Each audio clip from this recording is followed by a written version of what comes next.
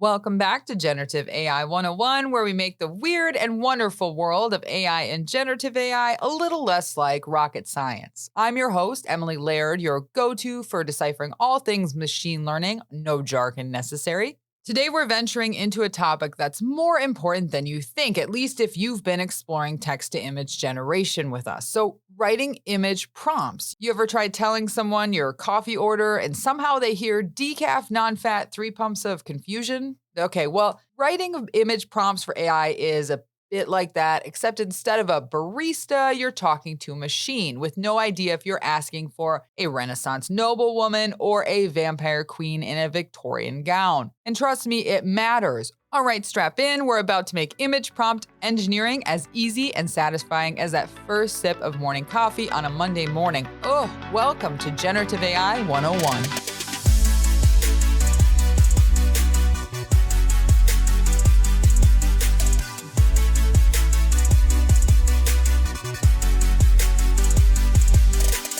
All right, let's get into it. So what's an image prompt? In its simplest form, it's a chunk of text you give to an AI model to generate an image.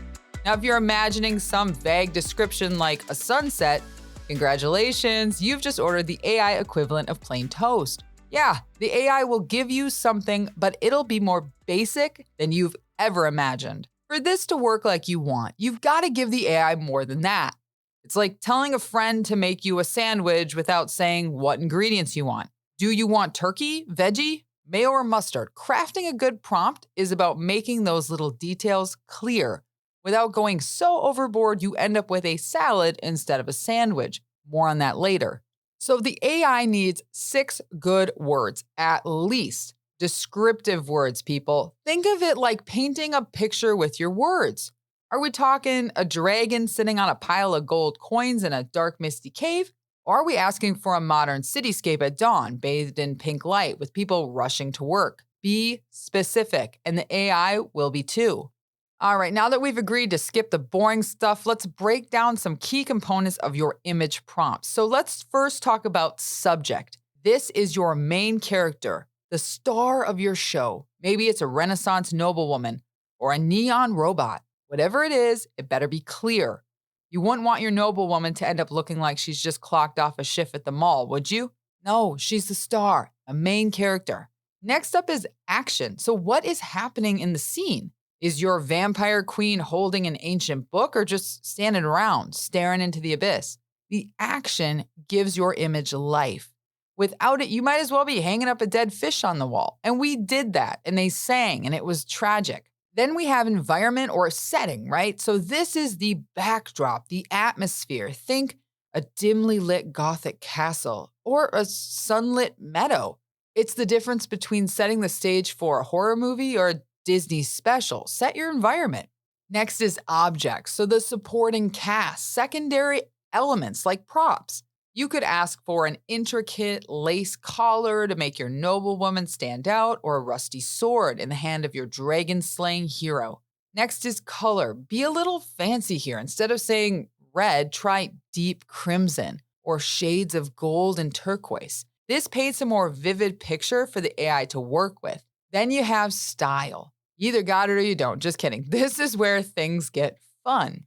Okay, so you can ask for images in the style of Vermeer's lighting techniques, okay? Or a noir film vibe, right? You're an artsy film student. You want to get weirder? Go for a Van Gogh-inspired landscape with neon brushstrokes. You're the boss here. Go nuts. Last is mood. Is the image supposed to feel mysterious, peaceful, menacing? Don't let the AI guess. Give it the vibe check. Let it know the tone you're setting for your image. Look, I'm not going to lie to you. Writing prompts isn't always smooth sailing. Sometimes things get weird, and I mean weird. Let's say you ask for an angel and devil, but instead of a grand spiritual battle, you get an unholy mashup of both. That's token bleed. So when elements of your prompt start blending in the worst ways, or maybe you try something too specific, like a middle-aged Victorian noblewoman eating a California sushi roll in a 1970s style spaceship, coasting over Saturn's rings. And I'm going to post that image in the show notes. Take a look, because I actually gave it to Night Cafe, which we talked about last episode. So the AI is going to give you more of a fever dream than accurate. But let's be honest, the more complex your prompt, the more shots you might have to take it in the right direction. That's just the nature of the beast. But the upside, when you nail that perfect mix of descriptors, it feels like discovering a secret hack. Suddenly, you're creating art that's exactly what you envisioned without even having to pick up a paintbrush. And this has major implications for you, from visualizing the way you want to design a room to describing the way you want an image to play out in a publication you're working on at work.